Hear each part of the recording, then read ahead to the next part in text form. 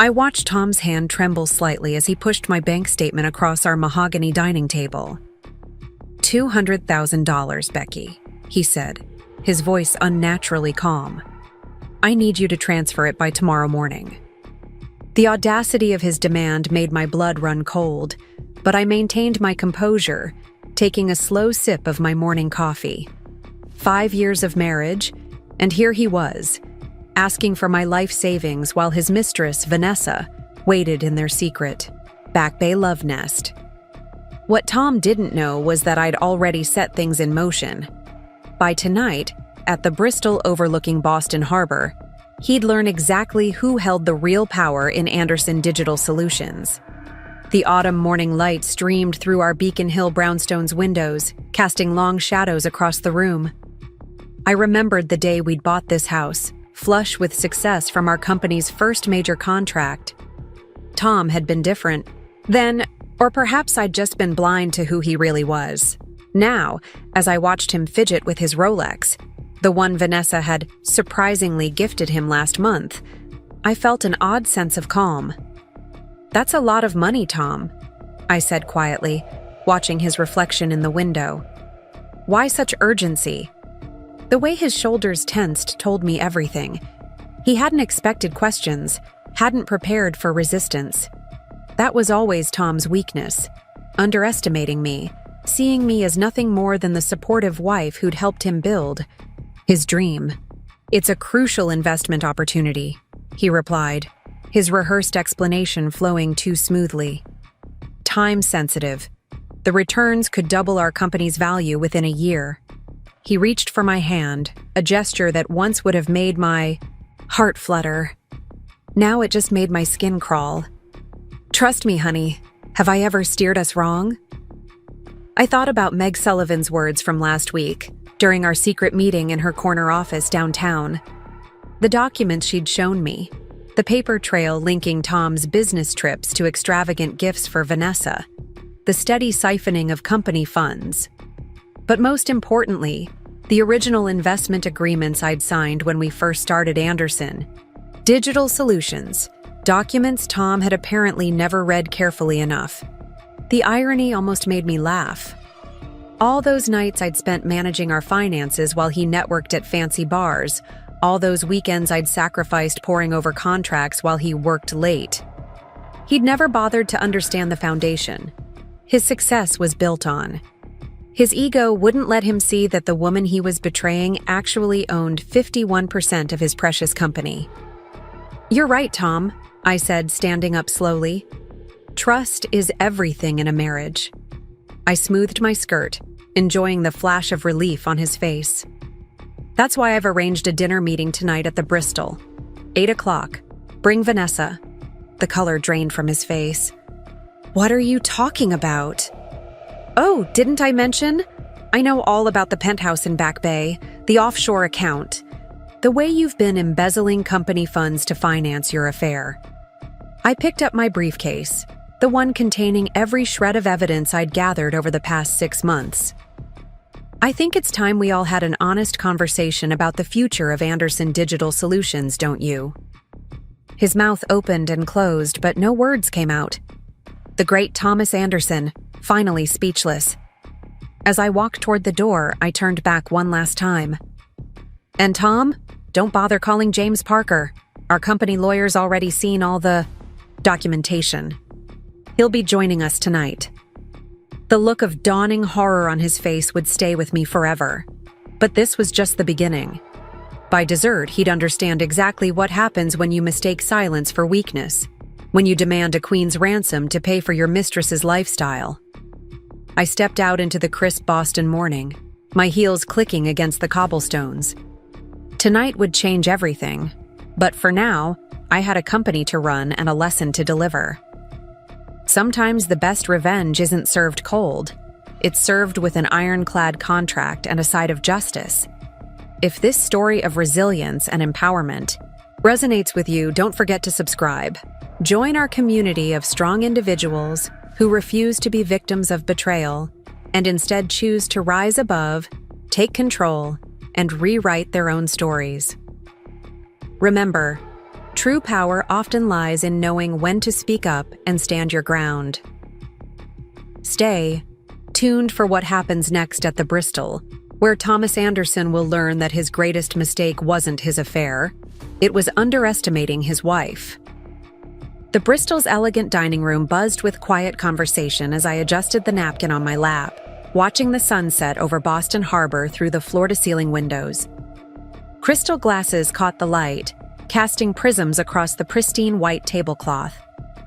The maitre d' had seated us at my preferred table, the corner spot offering both privacy and a clear view of the entrance. Every detail mattered tonight. Grace had helped me select my outfit, a deep burgundy dress that spoke of power without trying too hard, paired with the diamond earrings I'd bought myself after closing our biggest client last year. My grandmother's vintage Cartier watch completed the look, its gentle ticking marking each moment until Tom's arrival. The weight of the leather portfolio beside me held 6 months of carefully gathered evidence, each page a nail in the coffin of his deception. I watched the other diners, couples leaning close over candlelight, business associates in serious discussion, all unaware of the drama about to unfold. My hand remained steady as I lifted the martini glass, letting the slight burn of vodka calm my nerves. The text from James Parker had confirmed he was already waiting in the bar area, ready to join us at my signal. Meg Sullivan had insisted on having him present, though we both knew tonight wasn't really about legal proceedings. The soft buzz of my phone drew my attention. A message from Grace. "You've got this, B. Remember? You're not just fighting for yourself." She was right. This was about every woman who'd ever been underestimated, every partner whose contributions had been diminished or dismissed. The strange calm that had settled over me this morning remained, wrapped around me like armor. At precisely 8 o'clock, I saw them enter. Tom's confident stride faltered slightly as he spotted me, his hand tightening visibly on Vanessa's lower back. She was younger in person than in the photos I'd seen, dressed in a tight black number that probably cost more than most people's monthly salary. My money, I realized with a touch of irony. The gifts, the shopping sprees, the weekend getaways, all funded by the very company I'd helped build. "Rebecca?" Tom's voice carried forced casualness as they approached. "I didn't expect." He trailed off, clearly thrown by my calm demeanor and the single place setting beside me. "Please, sit." I gestured to the chairs across from me. I took the liberty of ordering a bottle of Bordeaux. The 2015 you're so fond of, Vanessa. Though I believe you told Tom it was the 2014 when you shared it in Newport last month? The flash of shock across her face was almost comical. Tom's jaw clenched as they sat, his eyes darting around the restaurant as if searching for an escape route. The waiter appeared with perfect timing, presenting the wine with practiced flourish.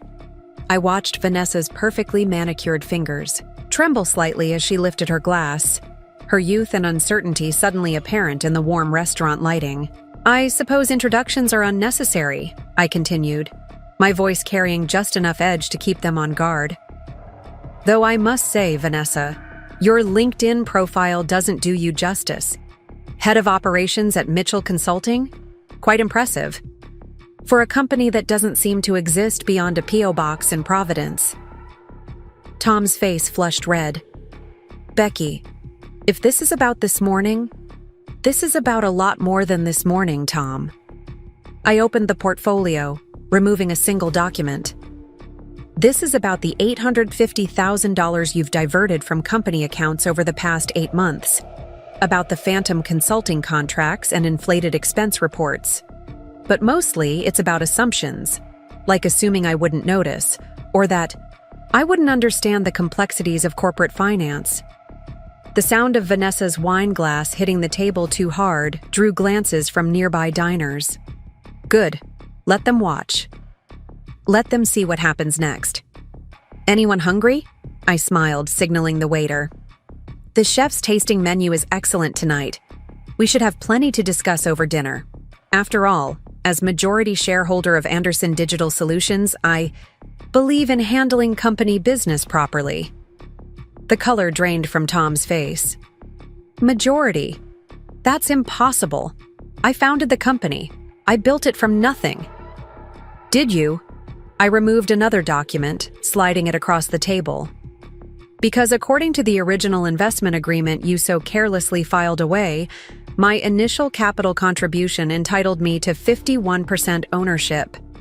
You were so excited about the venture, you barely read the paperwork. Too busy being the face of the company, I suppose, while I was just the supportive wife handling the tedious details. The arrival of the first course provided a moment of excruciating silence. Vanessa stared at her plate, her earlier confidence evaporating with each passing second. Tom's hands shook as he reached for the investment agreement, his eyes scanning frantically for a loophole that didn't exist.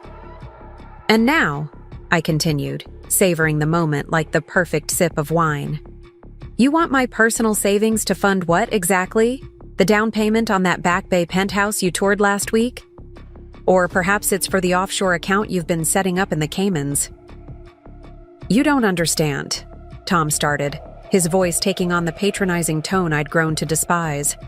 The company needs new leadership. I cut him off smoothly. Starting tomorrow, you'll find your access to all company accounts suspended.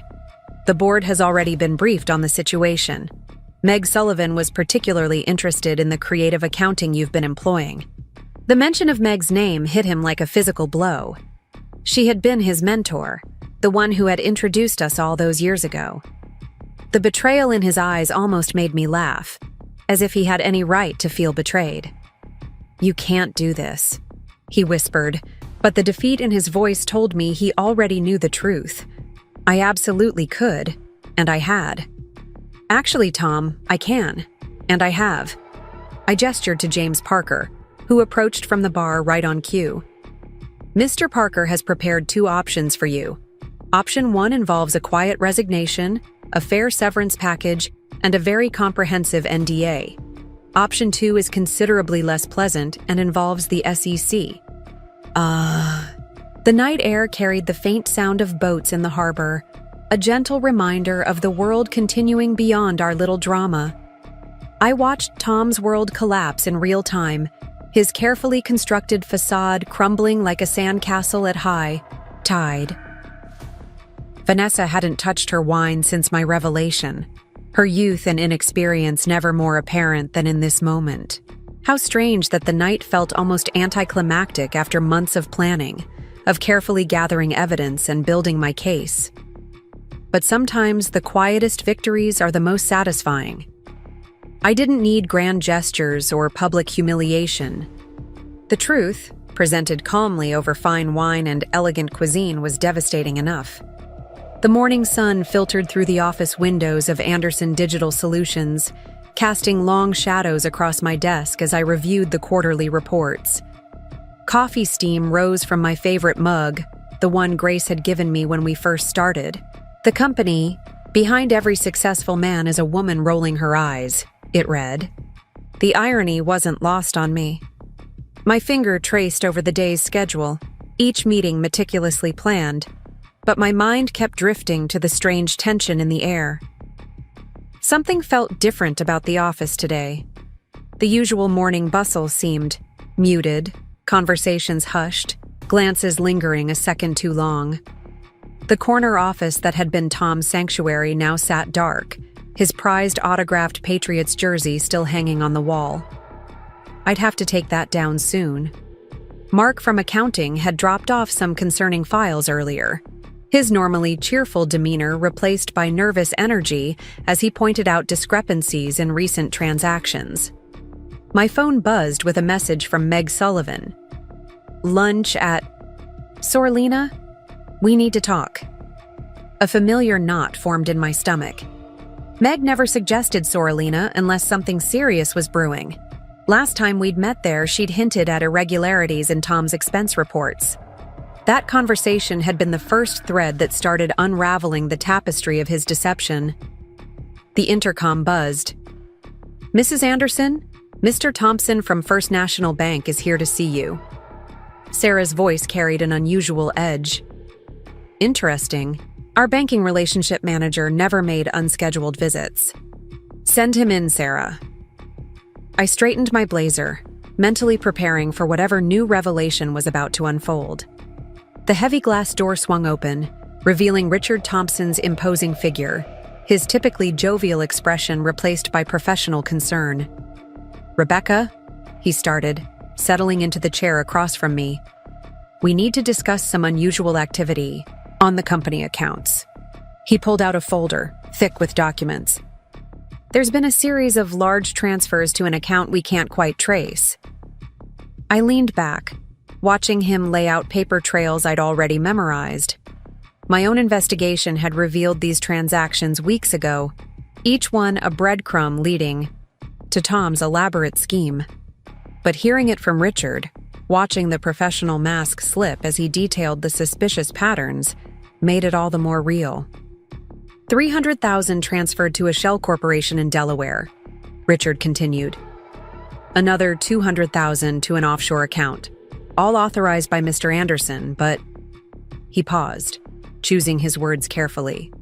The documentation seems irregular. The corner of my mouth twitched. Irregular how, Richard? Some of the authorization forms appear to have your signature, but when we compared them to your signature card... He spread out several documents, pointing to subtle differences in the handwriting. Tom had always been careful, but not careful enough. He'd forgotten I'd changed my signature slightly 2 years ago, adding a distinctive curl to the R that he hadn't noticed. I see, I said quietly, letting the silence stretch. Richard shifted uncomfortably in his chair. We both knew what this meant. Forgery, fraud, possibly worse. The weight of the situation hung heavy in the air, mingling with the fading coffee, aroma, and the distant hum of office activity. Rebecca, as your bank's representative, I'm obligated to report this to our fraud department. Richard's voice was gentle but firm. Unless you can provide an explanation? I stood, walking to the window that overlooked Boston's financial district. The city sprawled below, a maze of ambitions and secrets. Somewhere down there, in a luxury condo I was paying for, Tom was probably with Vanessa, planning their next move, unaware that their house of cards was about to collapse. Actually, Richard, I can explain everything. I turned back to him, my reflection in the window glass overlaying the city skyline like a ghost. But first, I need to show you something else. I retrieved a USB drive from my desk drawer, one I'd been saving for exactly this moment. These are the real transaction records, and they tell a very interesting story. For the next hour, I walked Richard through the evidence I'd gathered. The fake consulting contracts Tom had created to funnel money to Vanessa's non-existent company. The inflated vendor invoices with kickbacks going to private accounts. The forged signatures on loan documents. With each revelation, Richard's expression grew darker. This is extensive, he finally said, running a hand through his graying hair. You've been tracking all of this? Since the first red flag appeared 6 months ago. I pulled up another file on my computer, this one showing a timeline of Tom's activities. I needed to understand the full scope before taking action. The intercom buzzed again. Mrs. Anderson, Ms. Mitchell is here to see you. Sarah's voice carried a note of surprise. Vanessa. Here. That was unexpected. I caught Richard's questioning look. Would you excuse me for a moment? I believe this might be relevant to our discussion. He nodded, gathering his papers as I buzzed. Back to Sarah. Send her in, please. Vanessa swept into the office like she owned it, designer heels clicking against the hardwood floor. But something was off. Her usual confident posture was missing, replaced by a nervous energy that made her seem younger, more vulnerable. Rebecca, she started, then noticed Richard and faltered. I need to talk to you. About Tom. I gestured to the chair beside Richard. Please sit. Mr. Thompson from First National might be very interested in what you have to say." The color drained from her face as she sank into the chair, her expensive handbag clutched like a shield. "He's gone," she blurted out. "Tom, he emptied our joint account this morning and left a note saying he's flying to Singapore." Her hands shook as she pulled out an envelope. "He left this for you." The envelope felt heavy in my hands, not with weight, but with implications. Inside was a single page of Tom's distinctive stationery, his hurried handwriting betraying his panic. "I know you know everything," it began. "By the time you read this, I'll be gone. You can have the company, it's worthless anyway. The accounts are empty." I couldn't help but smile, which seemed to unnerve both Vanessa and Richard. "Is that what he told you? That he cleaned out the accounts?" "He said he transferred everything offshore," Vanessa whispered. "That there's nothing left to take." I turned to my computer, typing briefly before swiveling the monitor toward them. "You mean these accounts?" On the screen were the company's main financial holdings, all intact, all secure. Tom's access was revoked 2 weeks ago. He's been seeing dummy accounts, showing exactly what I wanted him to see. The realization hit Vanessa like a physical blow. She slumped in her chair, the last vestiges of her composure crumbling. "He said we'd start a new life together. That he had everything planned." "Tom's always been good at planning," I agreed, my voice calm. "He just wasn't very good at noticing the details, like the fact that his wife might be smarter than he gave her credit for." The autumn rain pelted against the windows of Anderson.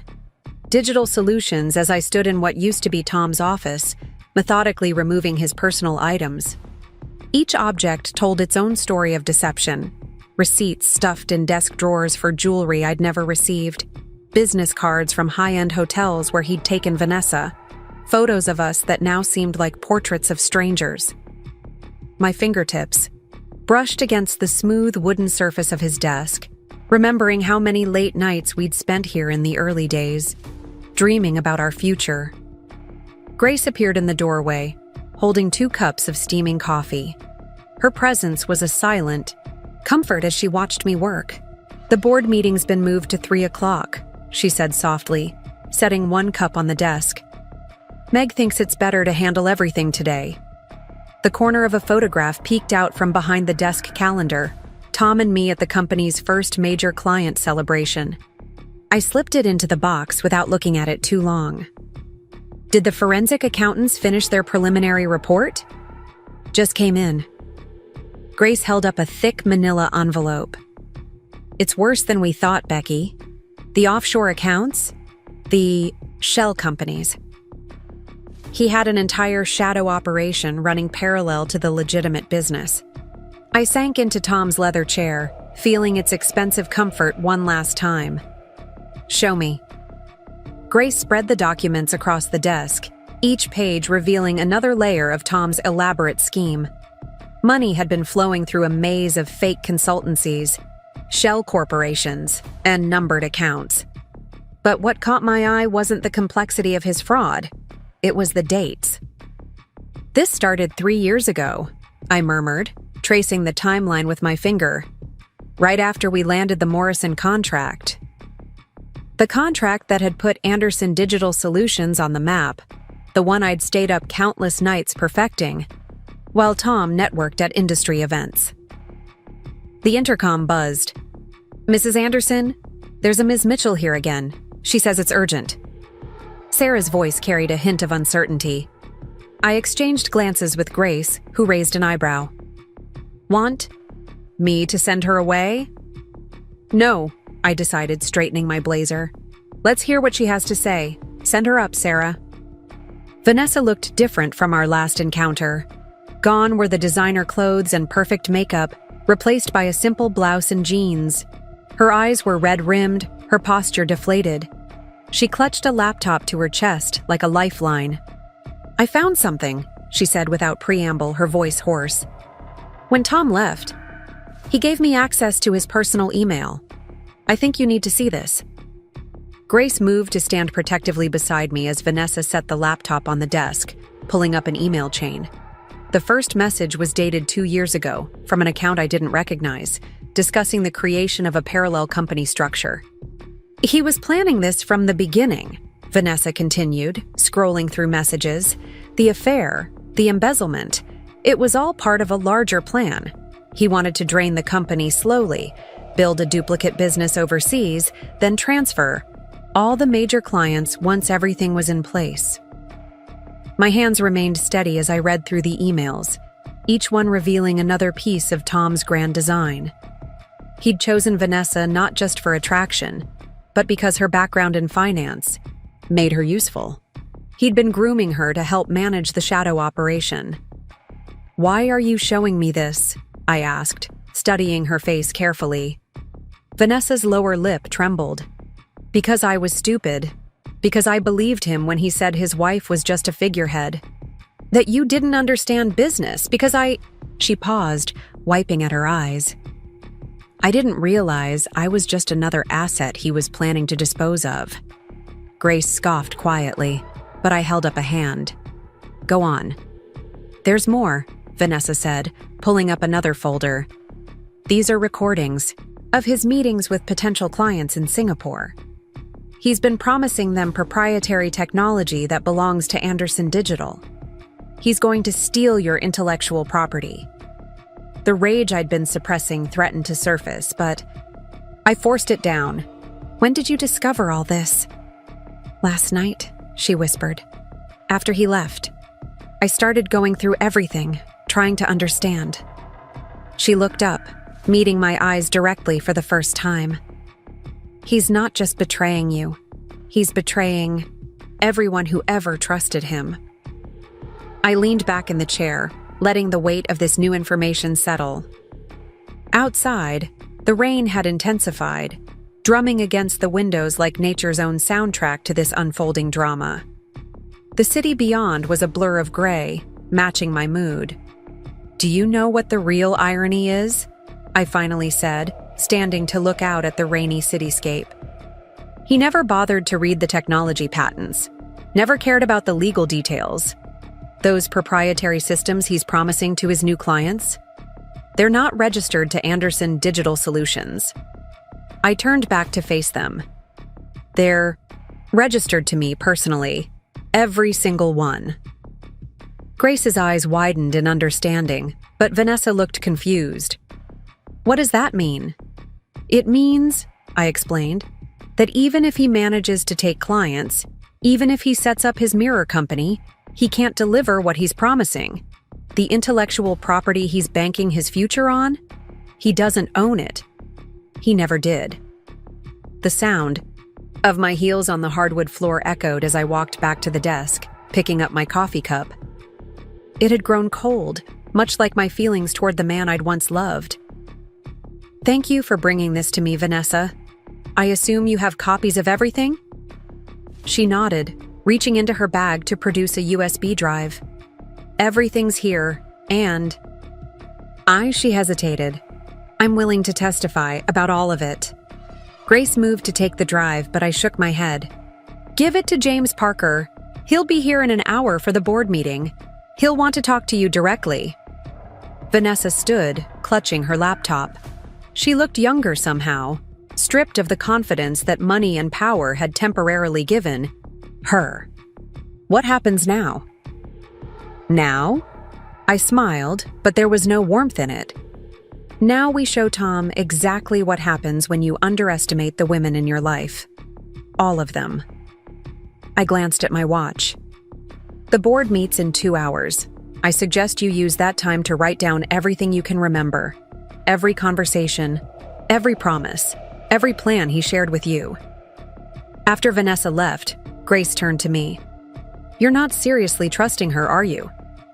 "Trust has nothing to do with it," I replied, picking up another photograph from Tom's desk. This one showed him accepting an industry award, his smile confident, his pose practiced. She's doing what she needs to do to survive, just like I did. The difference is, I was playing a much longer game. I dropped the photograph into the box, watching the glass crack slightly as it landed. Outside, the rain continued to fall, washing away the last traces of the life I'd thought I had. But I wasn't mourning anymore. I was planning, calculating, preparing for what came next. "Call Meg," I told Grace. "Tell her to bring every document she has about the original company formation. It's time to show the board exactly who they're dealing with." The boardroom of Anderson Digital Solutions hummed with tension as 12 pairs of eyes fixed on the presentation screen. Meg Sullivan stood at my side, her presence as solid as the mahogany table between us and the board members. The forensic accounting report displayed in crisp detail told a story of systematic deception that made several board members shift uncomfortably in their leather chairs. These transactions, I pointed to a particularly complex web of money movements, represent just 3 months of unauthorized fund diversions. As you can see, the pattern suggests premeditation rather than opportunity. My voice remained steady, professional, though my heart raced beneath my silk blouse. Harold Matthews, the eldest board member, removed his glasses slowly. "This is disturbing, Mrs. Anderson, but what concerns me more is the potential impact on our client's confidence. If this gets out—" "It won't," Meg interjected, her tone carrying the weight of 30 years in corporate law. "That's precisely why we're handling this internally today." I clicked to the next slide, revealing a chart of the company's current project portfolio. Our client contracts remain secure. The intellectual property Tom attempted to leverage is registered separately from company assets. I allowed myself a small smile. A precaution I took years ago, though not for reasons I could have anticipated. James Parker, who had been quietly taking notes, looked up. "The Singapore venture?" "Will never materialize," I assured them. "Without the proprietary systems he promised, Tom has nothing to offer potential clients. The technology stays with us." A murmur rippled through the room. These men and women, many of whom had known Tom for years, were seeing the full scope of his betrayal for the first time. Their shocked expressions would have been satisfying if the stakes weren't so high. The door opened quietly, and Sarah slipped in, handing me a note. My eyes scanned the message quickly. "Singapore authorities confirmed. Flight landed 2 hours ago." "Ladies and gentlemen," I addressed the board, tucking the note into my portfolio, "we have confirmation that Thomas Anderson has indeed fled to Singapore. This makes our next decisions crucial to the company's future." Bernard Cooper, our CFO, cleared his throat. "What exactly are you proposing, Rebecca?" I took a deep breath, feeling the weight of the moment. This was what all the preparation, all the careful documentation had led to. "I'm proposing a complete restructuring of the executive team. As majority shareholder—" "Majority shareholder?" Cooper interrupted, his face reddening. "Tom holds controlling interest. Everyone knows that." Meg stepped forward, distributing folders to each board member. "I suggest you review the original investment agreement. Page 3, paragraph 4 is particularly illuminating." The room fell silent save for the rustle of papers. I watched their faces as realization dawned. Cooper's complexion shifted from red to pale as he reached the relevant section. "This is impossible," he muttered. Tom never read the fine print," I stated simply. He was too focused on being the face of the company to concern himself with legal details, an oversight that has proven rather consequential. Martha Chen, head of our Asian operations, spoke, up for the first time. "These signatures are verified?" "By 3 independent experts," Meg confirmed. "The document is ironclad." I moved to the windows, looking out at the Boston skyline as I gave them time to process. The afternoon sun glinted off neighboring buildings, creating a tapestry of light and shadow. How many times had I stood in this room, offering insights that Tom would later claim as his own? How many decisions had been credited to him when the strategies were mine? The choice before us is simple. I turn back to face them. We can announce Tom's departure as a personal decision to pursue other opportunities, maintain stability, and protect our stock price. Or we can allow this to become a public scandal that damages everyone in this room. Harold Matthews leaned forward. And what about the missing funds? Already located and in the process of being recovered, James Parker answered. Mrs. Anderson's documentation has given us everything we need to freeze the offshore accounts. The board members exchanged glances. They were business people above all else, and the math was simple. A smooth transition protected their investments. A scandal would cost them millions. There will, of course, be changes, I continued. The executive team requires restructuring, our financial oversight needs strengthening, and our corporate governance structure needs significant reform. Bernard Cooper's face had taken on a peculiar shade of gray. You've been planning this. For months, haven't you? I've been protecting this company's interests, I corrected him, which is more than I can say for some people in this room who chose to look the other way, while Tom systematically abused his position. The implication hung heavy in the air. Several board members suddenly found their notepads fascinating. Martha Chen straightened in her chair. I move to accept Rebecca Anderson as CEO, effective immediately. The motion rippled through the room like a stone dropped in still water. Harold Matthews seconded it almost immediately. The vote was unanimous, though Cooper's hand raised last, his expression sour. Thank you for your confidence, I said, gathering my materials. You'll find detailed transition plans in your folders, along with a press release draft for your review. We announce tomorrow morning. As the board members filed out, Meg touched my arm gently. You did it, Rebecca. I waited until the room was empty before allowing myself to sink into a chair. The magnitude of what had just transpired washed over me. Years of being underestimated, overlooked, and dismissed had led to this moment. Tom had never understood that my quiet competence wasn't weakness, it was patience. My phone buzzed with a message from Grace. Champagne chilling in your office. You earned this. I smiled, gathering my strength for one final meeting. The executive team would be waiting, nervous about their futures, wondering where they stood in the new order. It was time to show them exactly what kind of leader I would be. Firm but fair, decisive but collaborative. Everything Tom had pretended to be. The sun was setting as I walked to my office, casting long shadows through the corridors of power that were now truly mine. Tomorrow, the real work would begin. But tonight, I would savor this victory, not just for myself, but for every woman who had ever been told to wait her turn, to play nice, to accept less than she deserved. 6 years earlier, the Boston financial district sparkled with promise as I walked into the sleek office building that would become my second home. The security guard tipped his hat. Morning, Mrs. Anderson, as I made my way to the elevator, clutching the business plan I'd spent months perfecting. Tom had dismissed it initially.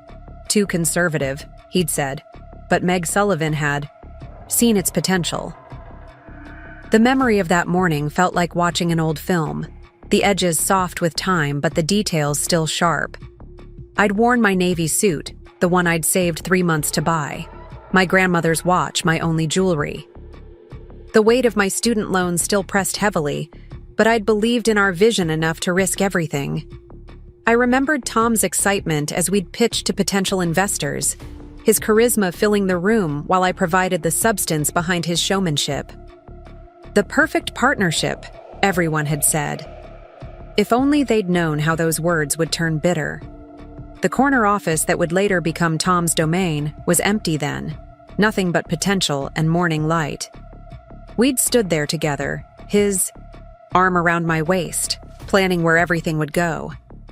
Your desk here, he'd said, pointing to the spot by the window. Best view in the house for my brilliant wife. I never did get that desk. Somehow, as the company grew, I found myself in a smaller office down the hall. "It's more practical," Tom had insisted. "You need to be closer to the financial team." I'd accepted it then, like I'd accepted so many small surrenders. Meg had been different from the start. She'd seen through Tom's charm to recognize the real architect of our success. During lunch meetings, she'd direct her questions to me, not him. When contracts needed reviewing, she'd seek my opinion first. Tom had been too confident in his position to notice these subtle shifts in power. The initial investment had come from my savings, scraped together from years of careful planning and strategic consulting work. Tom had been between jobs, his latest startup having fizzled out. He'd pitched the idea of Anderson Digital Solutions over dinner one night, all enthusiasm and grand gestures. I'd listened, calculated, and seen the potential, not in his vision, but in what I could make of it. The day we signed the incorporation papers, I'd asked Tom if he wanted to review them one last time. He'd laughed, signing with a flourish before heading off to celebrate with friends. I'd stayed late with Meg, ensuring every detail was perfect. Every clause exactly as we'd planned. That night marked the beginning of both our success and our undoing. Success came quickly. My strategy of focusing on mid-sized companies overlooked by larger consulting firms proved profitable.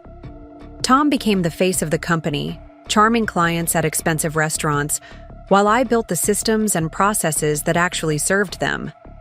I didn't mind then. I'd always preferred working behind the scenes. The first warning signs were subtle: expense reports with missing receipts, client meetings that didn't appear on any official calendar, late nights at the office that produced no visible work. I'd ignored them all, burying myself in growing the company, telling myself that success required sacrifice. Our 5th anniversary. Dinner was at L'Espalier, Tom ordering champagne and reminiscing about the early days. I'd worn the emerald necklace he'd given me the year before, not yet knowing it had a twin around another woman's neck. His phone kept buzzing throughout dinner. "Work never stops," he'd said with that confident smile I once found charming. Looking back, I could trace the pattern of his deception like a constellation, each star a moment I should have questioned more deeply. The company's rapid expansion had provided perfect cover for his schemes. Who would notice a few irregular transactions amid the chaos of growth? Grace had tried to warn me, in her gentle way. "Are you sure Tom understands the financial side, as well as he claims?" she'd asked one day, reviewing some unusual consulting fees. I'd defended him then, still playing the role of loyal wife and business partner. The Morrison contract had been my triumph, though few knew it.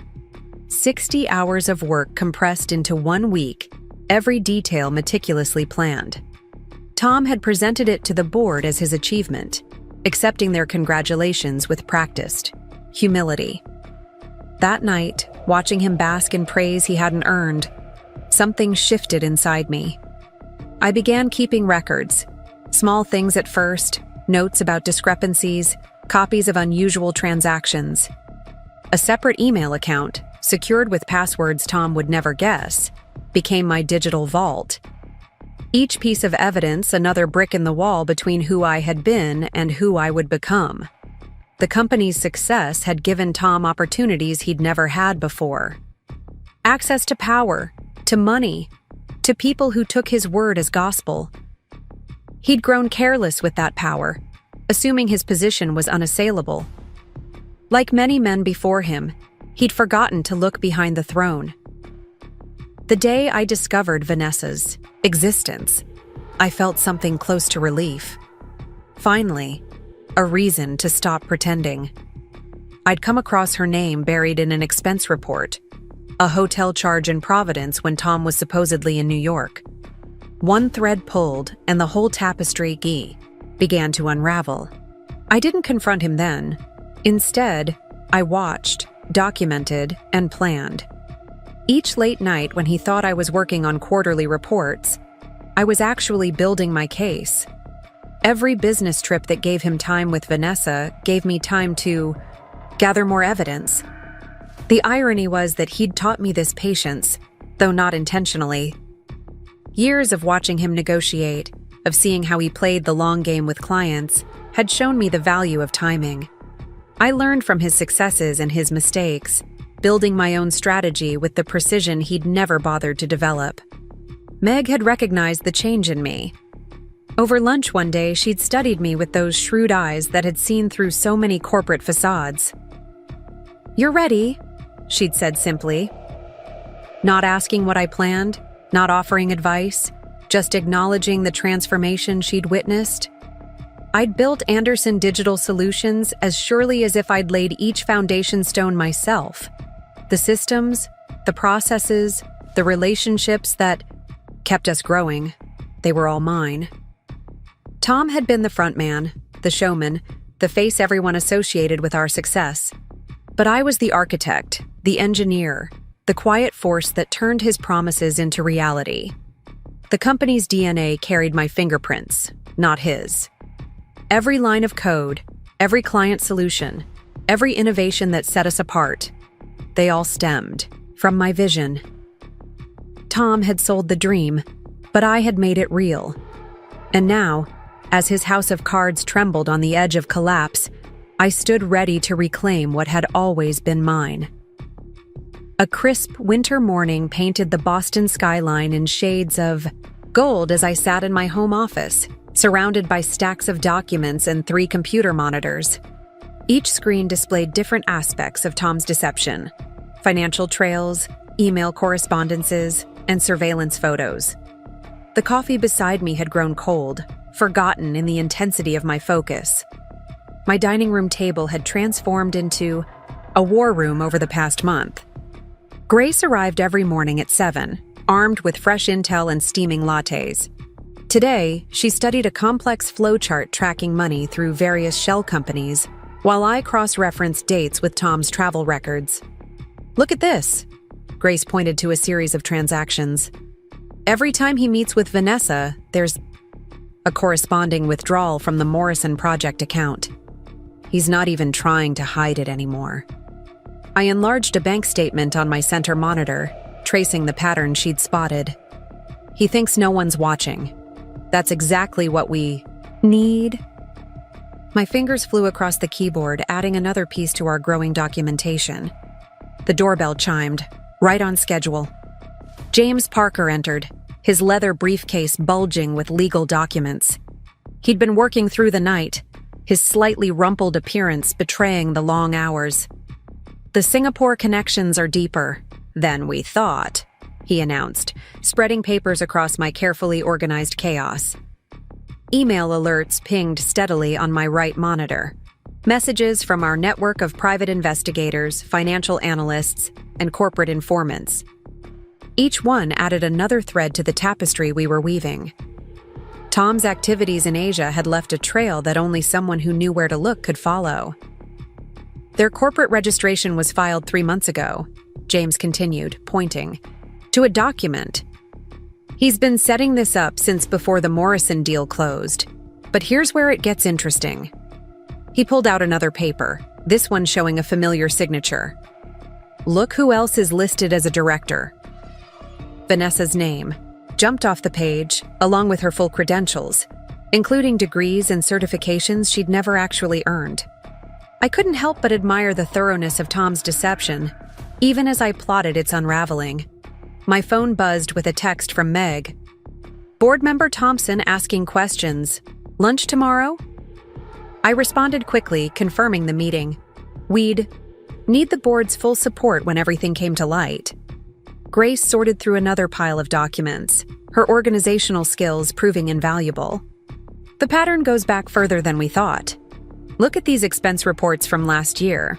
The client meetings in Providence? They match perfectly with Vanessa's social media posts at the same hotels." I pulled up my secure email account, adding this new information to our timeline. The evidence was overwhelming, but it had to be presented perfectly. One misstep, one detail out of place, and Tom's charm might be enough to spin it away.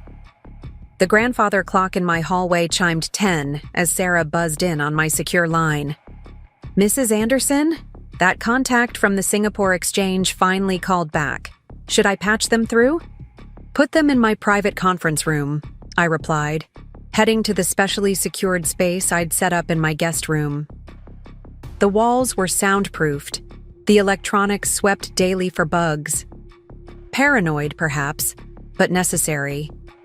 The call revealed exactly what we'd suspected. Tom had been making promises he couldn't keep, leveraging intellectual property he didn't own. The Singapore exchange representative was concerned about potential fraud, though they didn't yet know the half of it. Back in my dining room, James was on his phone, speaking quietly with his contacts at the SEC. We weren't filing anything yet, but groundwork had to be laid. Timing would be everything. Grace appeared at my elbow with fresh coffee and a concerned expression. Vanessa's been asking questions at the office, subtle ones, but she's definitely fishing for information about the company's structure. I sipped the coffee, considering this development. Let her ask. The more she digs, the more likely she is to discover what Tom's really planning for her. Sometimes the best weapon is the truth. The afternoon sun cast long shadows across my evidence wall, a giant corkboard covered in photos, documents, and red string connecting the pieces. It looked like something from a detective show, but every connection was meticulously verified, every piece of evidence triple-checked. My secure tablet pinged with an alert from our IT team. Tom had accessed the company servers remotely, downloading client files. Little did he know, he was seeing exactly what we wanted him to see, carefully crafted decoys that would lead him further down his chosen path. James finished his call and turned to me. SEC's interested, very interested, but they want more. Concrete evidence of intent. Show them this. I pulled up a folder on my secure drive. Every email Tom sent to potential investors in Singapore, promising technology he can't deliver. Every presentation claiming ownership of patents he doesn't control. Every single lie, documented and dated. Grace whistled softly, scrolling through the evidence. He really thought he'd get away with all this? He never bothered to understand the details, I replied, highlighting a particularly damning email chain. He assumed I was just handling paperwork, not building safeguards. The sound of printers hummed in the background as we prepared another set of documents for tomorrow's meeting with the board member. Each piece of evidence would be presented in a specific order, building an irrefutable case. My phone buzzed again, this time a message from our surveillance team.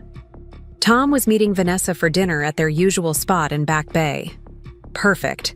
Let them plan and plot, each step taking them closer to the trap we'd laid.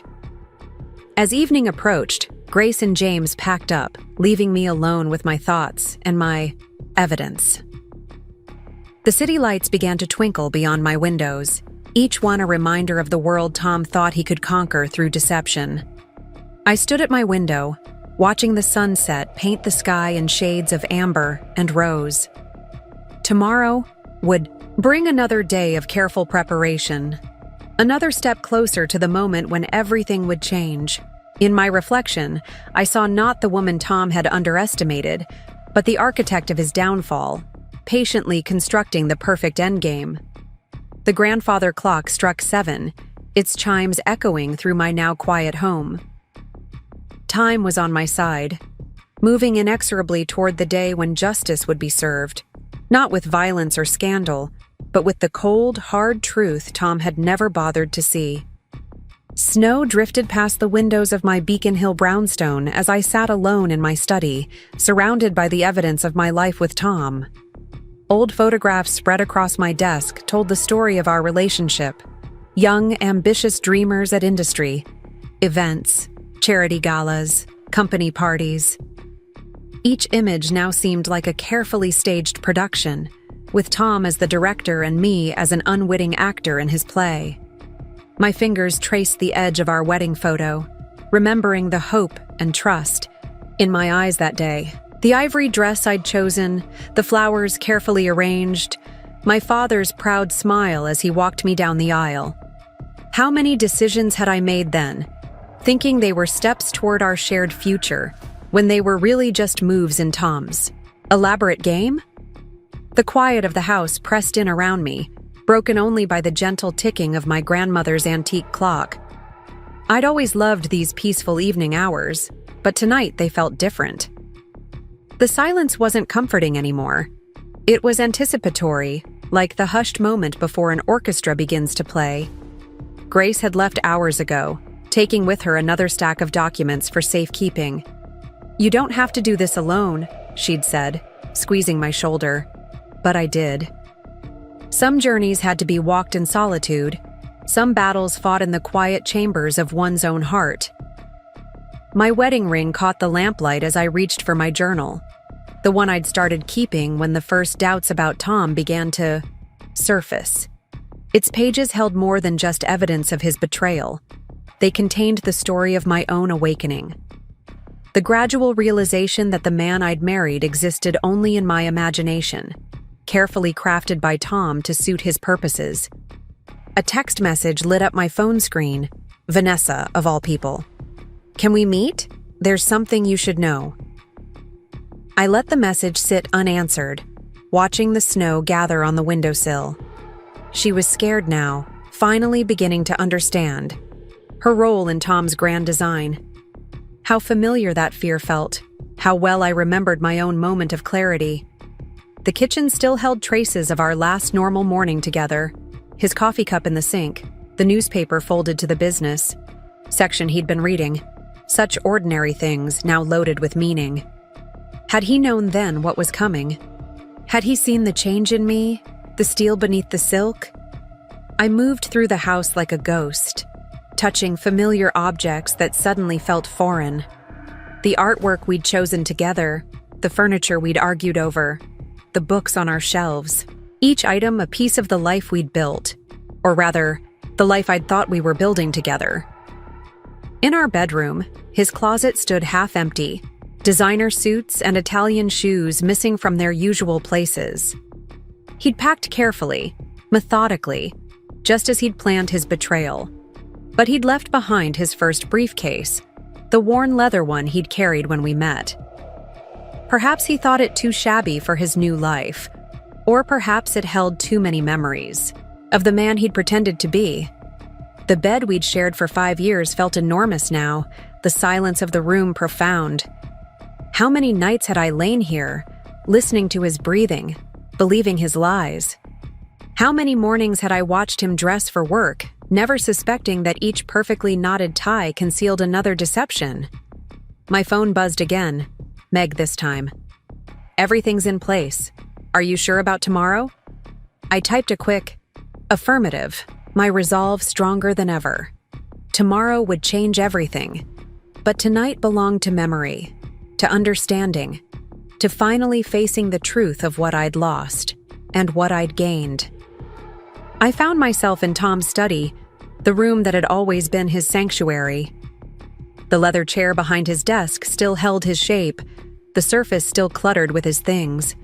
A half-empty tumbler of scotch stood beside a stack of business magazines, his face smiling from the cover of one, Boston's Rising Tech Star. The irony wasn't lost on me. Opening his desk drawer, I found the card I'd given him on our first anniversary. My handwriting, so full of hope and love, promised a lifetime of support and partnership. He'd kept it, all these years. Was it sentiment? Or just another prop in his elaborate performance? The snow was falling harder now, blanketing the city in white silence. From my window, I could see the lights of other homes, other lives untouched by the storm brewing in mine. How many other women were sitting in quiet rooms tonight, processing their own betrayals, finding their own strength? My reflection in the window caught me by surprise. I looked different somehow, stronger perhaps, or simply more aware. The woman who had trusted so easily, who had given so much of herself to Tom's dreams, was gone. In her place stood someone new, someone forged in the fire of betrayal and tempered by truth. A distant church bell tolled midnight as I gathered the photographs into a box. Each image a lesson learned, each smile a reminder of what I'd survived. The woman in these pictures had died a quiet death, giving birth to someone stronger, wiser, more capable of facing the truth. Tomorrow would bring action, consequences, justice. But tonight was for mourning.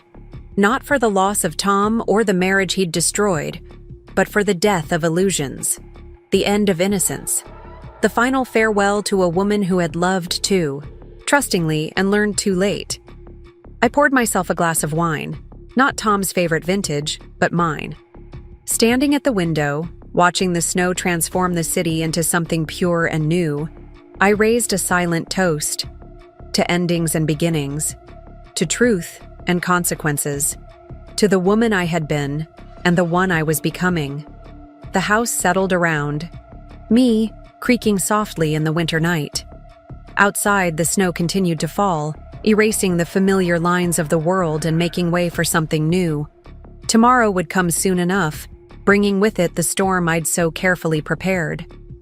But for now, in this quiet moment between what was and what would be, I allowed myself to feel everything: the pain, the anger, the grief, and beneath it all, a fierce and growing sense of freedom.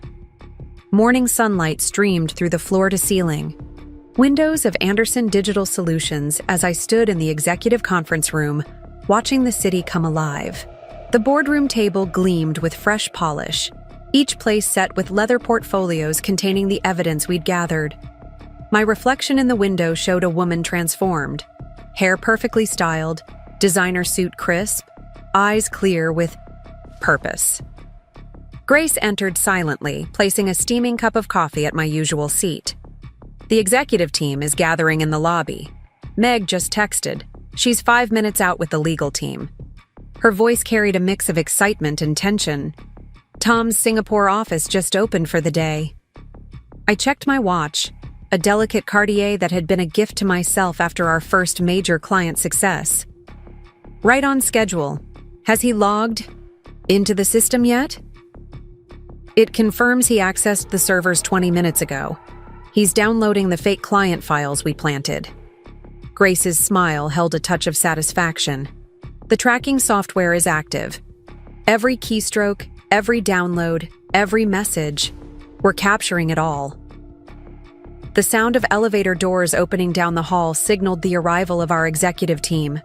They filed in one by one, faces tense with uncertainty. These were good people, talented professionals who had helped build this company. Some had known about Tom's deceptions, others had suspected, and a few had been completely blind to his manipulations.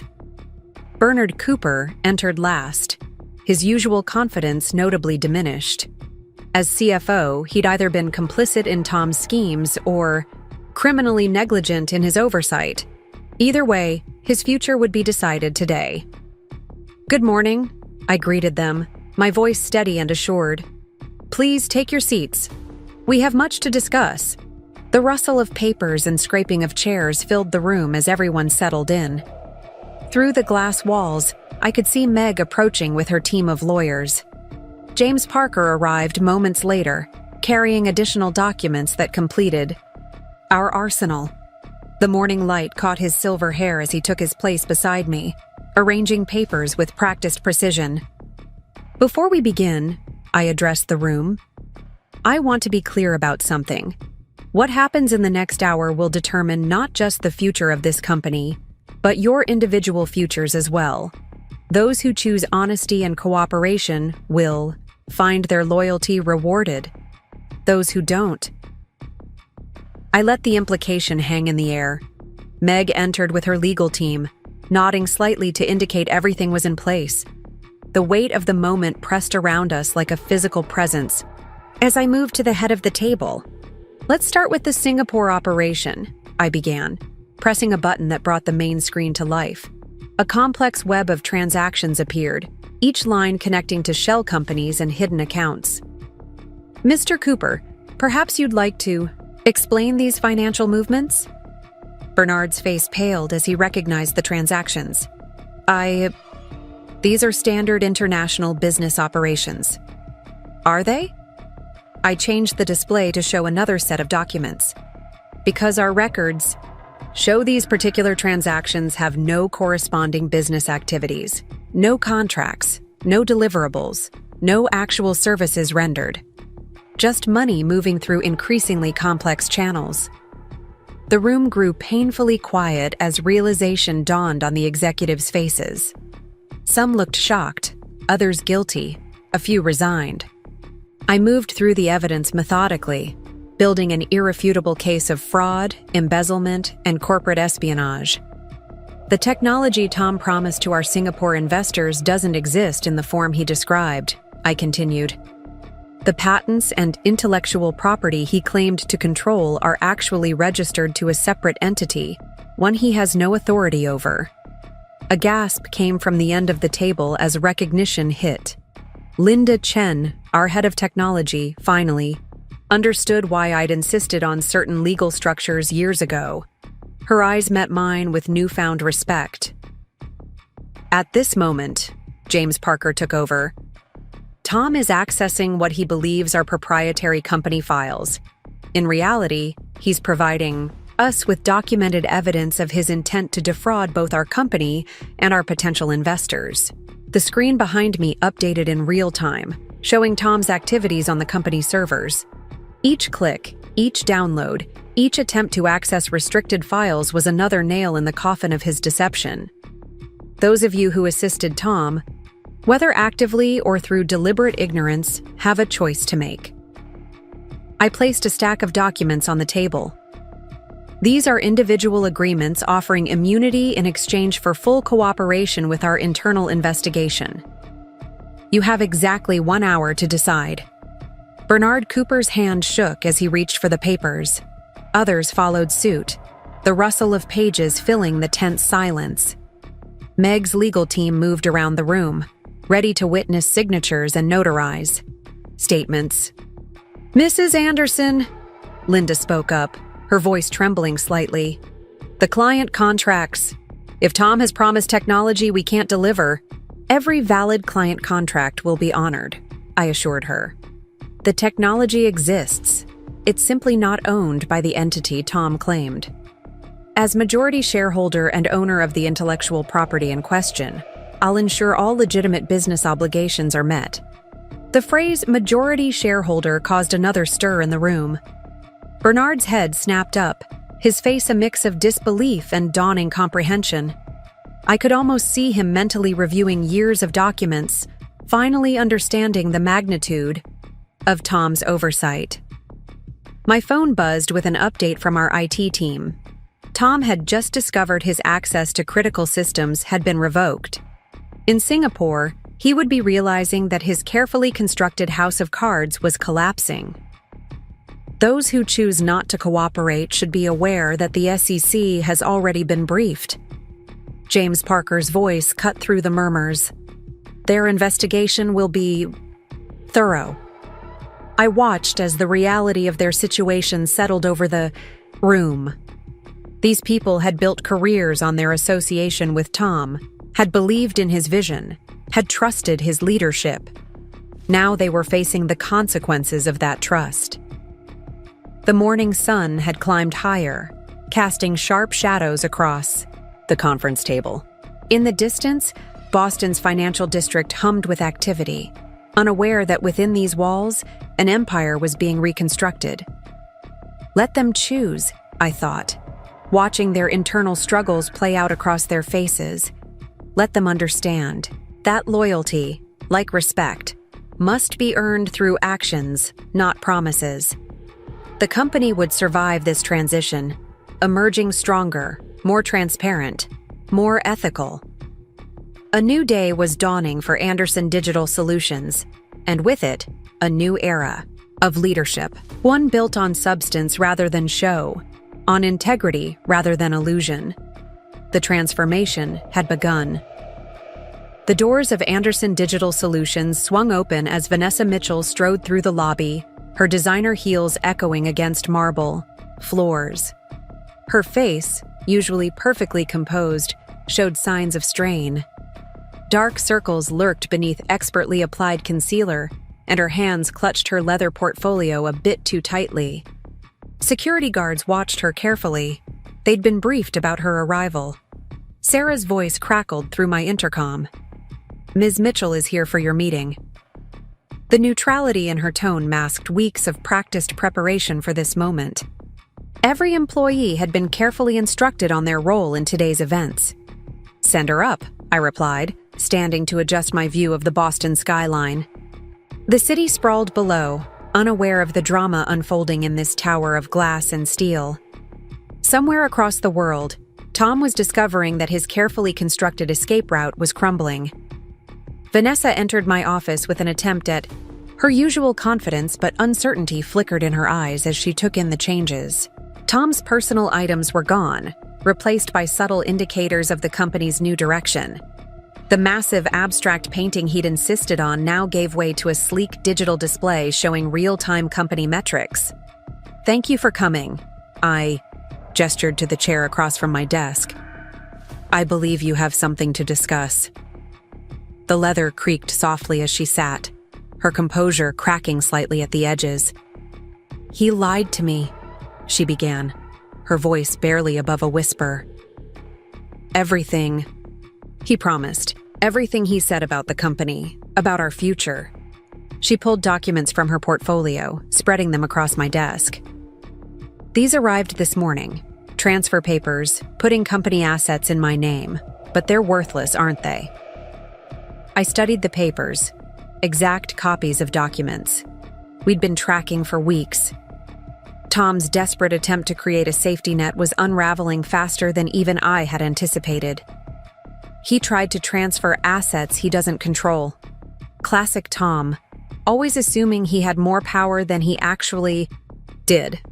Vanessa's perfectly manicured hands trembled as she reached for the glass of water Sarah had thoughtfully provided. "There's more. The Singapore investors. They're asking questions I can't answer. Technical specifications, implementation details. Tom said it would all be handled, but the technology they want doesn't belong to the entity Tom claimed to represent," I finished for her. "Did he ever show you the actual patents? The ownership documentation?" She shook her head, realization dawning in her eyes. "He said it was all proprietary, that I didn't need to worry about the details." A bitter laugh escaped her. "I was so stupid, a partner at 29 heading up international operations. I should have known it was too good to be true." My computer pinged softly, an alert from our monitoring system. Tom had just tried to access his emergency accounts, only to find them frozen. The trap was closing, one calculated step at a time.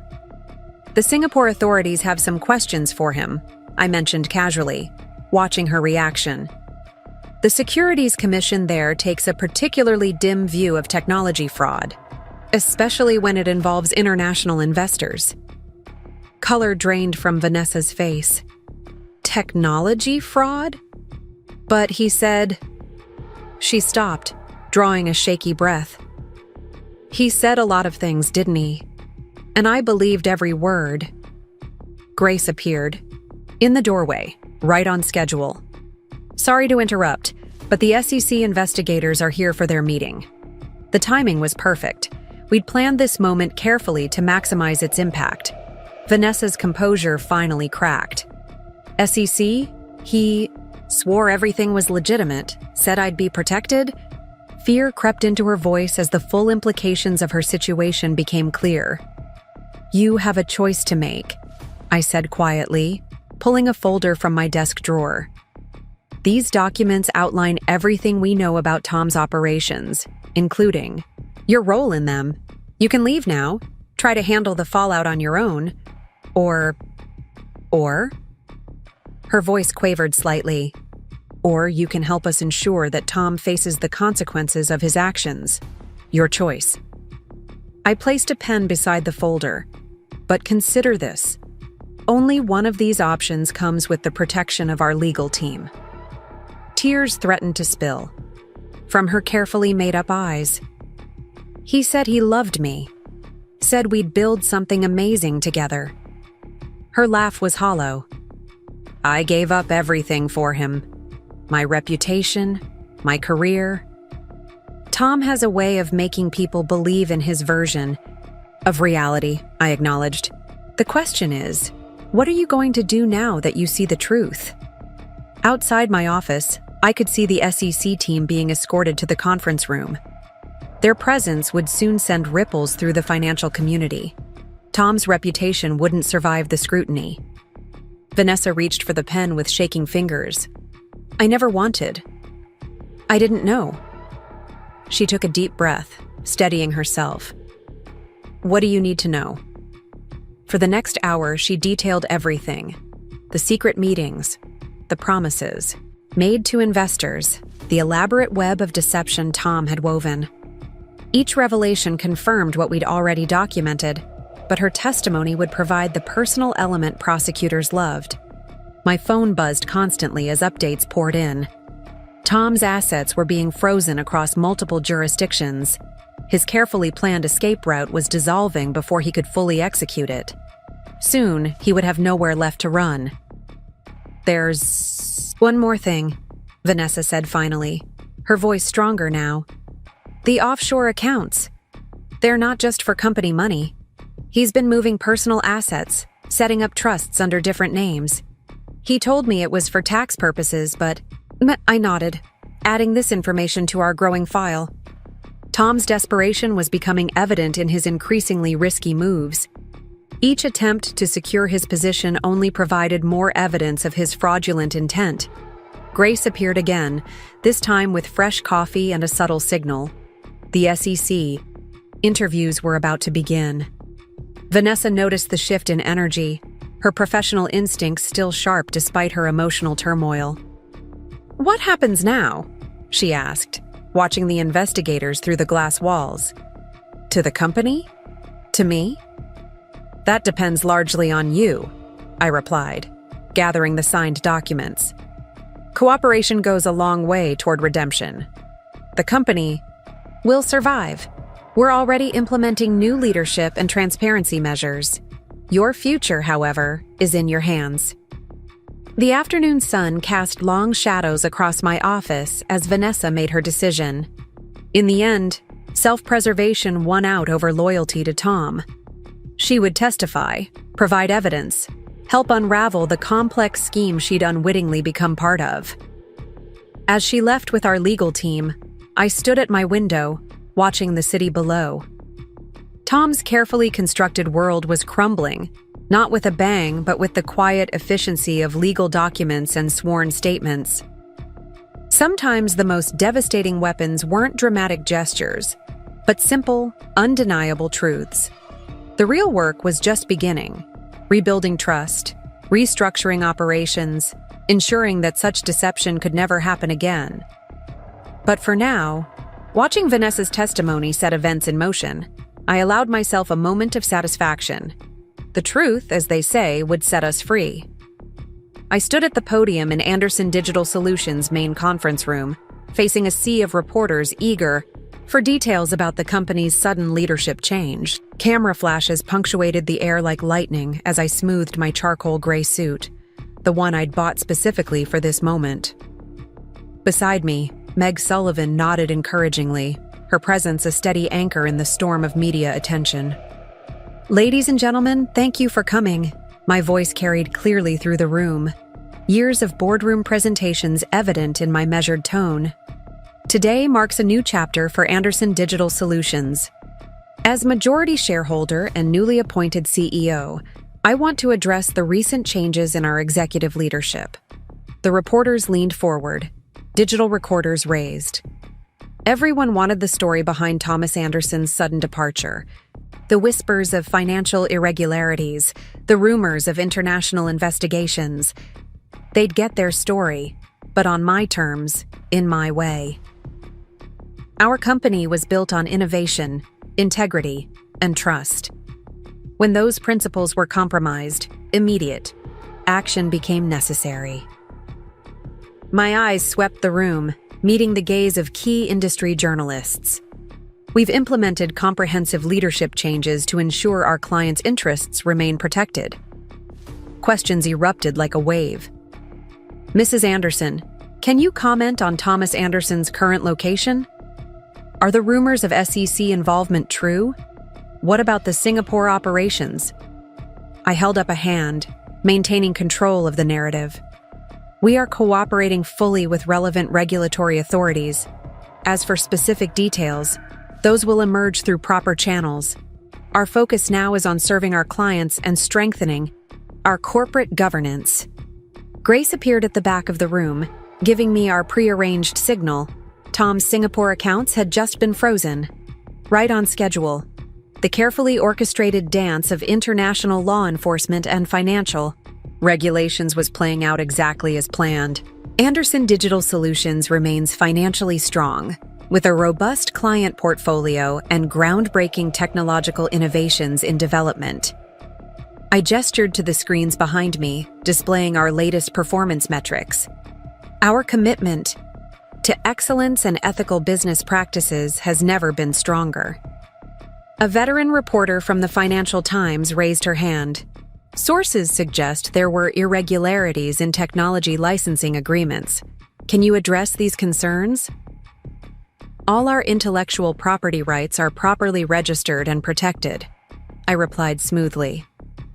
Any unauthorized attempts to leverage our technology will be addressed through appropriate legal channels. The subtle emphasis on unauthorized sent ripples through the room. James Parker stepped forward then, right on cue. As lead counsel for Andersen Digital Solutions, I can confirm that all company patents and proprietary systems remain securely under original ownership. Any claims to the contrary are without merit. The press conference continued. Each question met with carefully prepared responses that revealed enough to satisfy immediate curiosity while protecting our legal strategy.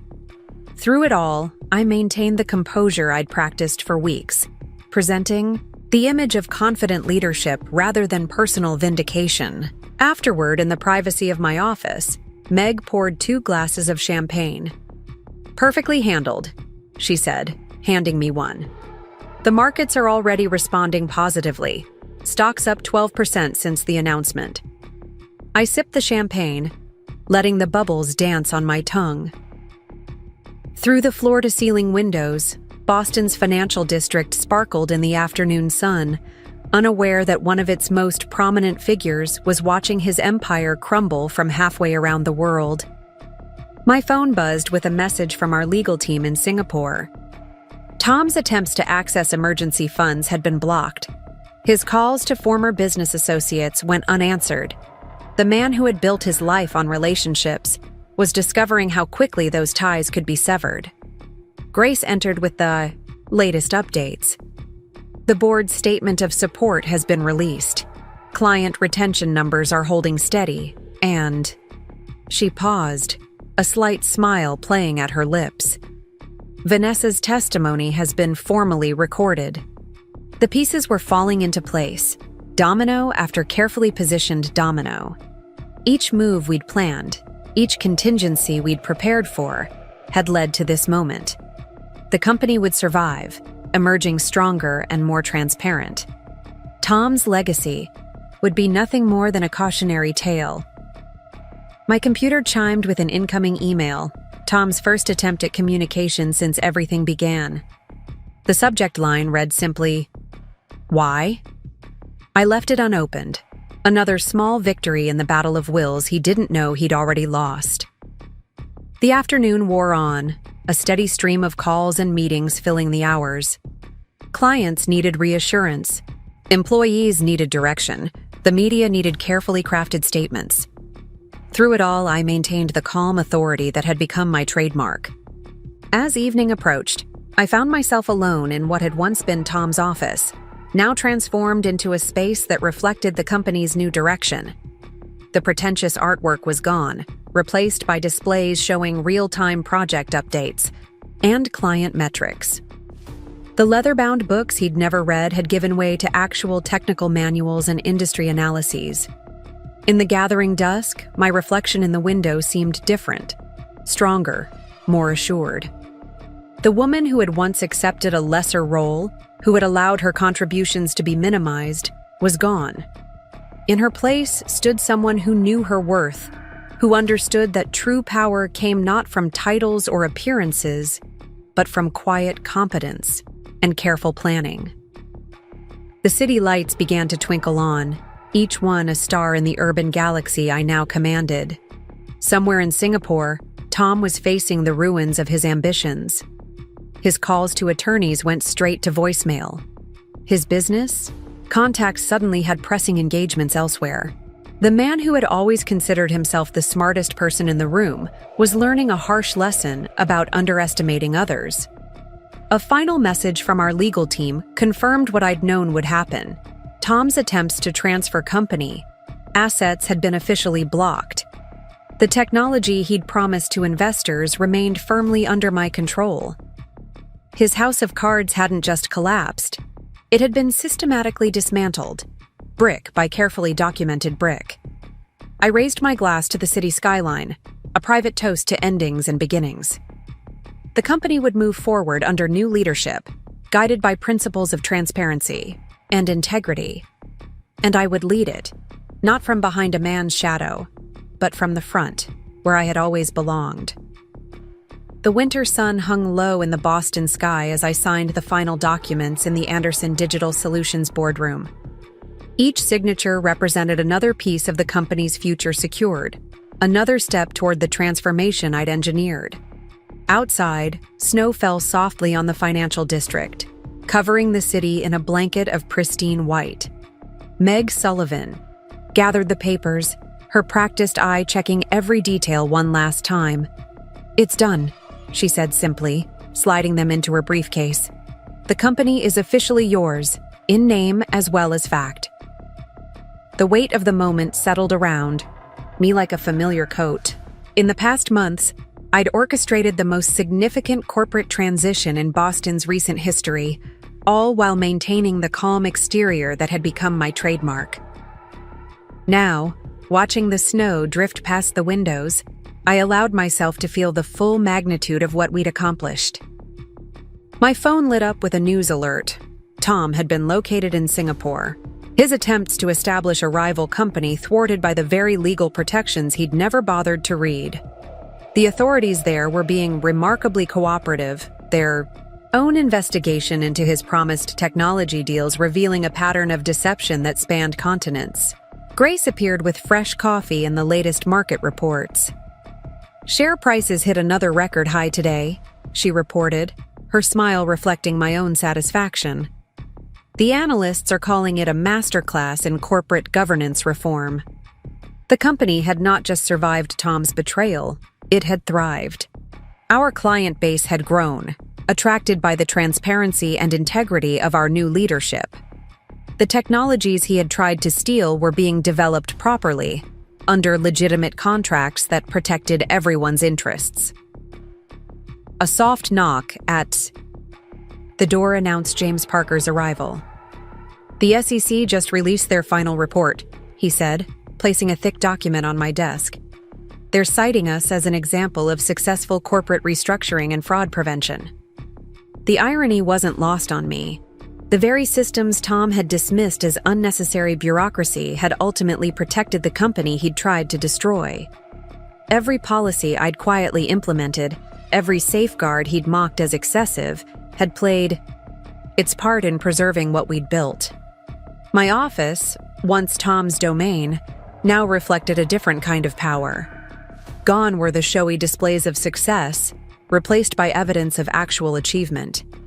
Industry awards earned through innovation rather than charm. Client testimonials based on results rather than promises. Vanessa had found her own path to redemption, her testimony helping to close the loopholes Tom had exploited. Last I'd heard, she'd started a consulting firm specializing in corporate fraud prevention. Sometimes the best teachers are those who've learned the hardest lessons. The afternoon light faded as I reviewed the company's latest projects. Each proposal represented opportunity, not just for profit, but for proving that success could be achieved through integrity rather than deception. The legacy I was building would be measured not in dollars, but in trust earned and maintained. A message from Bernard Cooper appeared in my inbox. He'd accepted a position with a smaller firm, His reputation diminished, but his lessons learned. The corporate world could be unforgiving, but it also respected those who acknowledged their mistakes and worked to correct them. The snow continued to fall as evening approached, transforming the city into something magical and new. From my window, I could see the lights coming on in offices across the financial district, each one representing someone's ambition, someone's dream. How many other stories like mine were playing out behind those illuminated windows? My grandmother's watch showed 8 o'clock, time for one last meeting. The board had gathered in the main conference room, not for crisis management this time, but to review our plans for expansion. The company's future stretched before us, bright with possibility. As I gathered my materials, a final email notification caught my eye. Tom's Singapore lawyers requesting a settlement discussion. I left it unopened, like all his previous attempts at communication. Some bridges, once burned, should stay ashes. The conference room buzzed with energy as I entered. These were my people now, chosen for their integrity as much as their ability. Each face represented part of the new direction we were taking: innovative, ethical, focused on real value rather than quick profits. Looking out at their expectant faces, I felt a surge of pride. Not just in what we'd accomplished, but in how we'd done it. We'd proven that success didn't require deception, that power didn't have to corrupt, that a company could prosper through principle rather than manipulation. The snow fell faster now, erasing the day's footprints, preparing the ground for tomorrow's paths. In boardrooms and offices across the city, other women were facing their own battles, finding their own strength. My story was just one of many, a reminder that sometimes the quietest revolution is the most powerful. I opened my presentation, ready to lead my company into its next chapter. The past was settled, the lessons learned.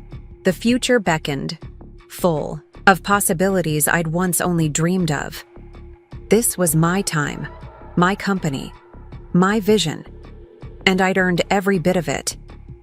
Through the windows, Boston's lights twinkled like stars, each one a reminder of the dreams that brought people to this city, of ambition and opportunity. My own dream had evolved, transformed by betrayal into something stronger, more authentic, more real. The company would continue to grow, but on my terms now. Success would be measured not just in profits, but in the integrity with which we achieved them. Tom's shadow had faded, replaced by the bright reality of what Anderson Digital Solutions had become, what I had made it. Up next, you've got 2 more standout stories right on your screen. If this one hit the mark, you won't want to pass these up. Just click and check them out.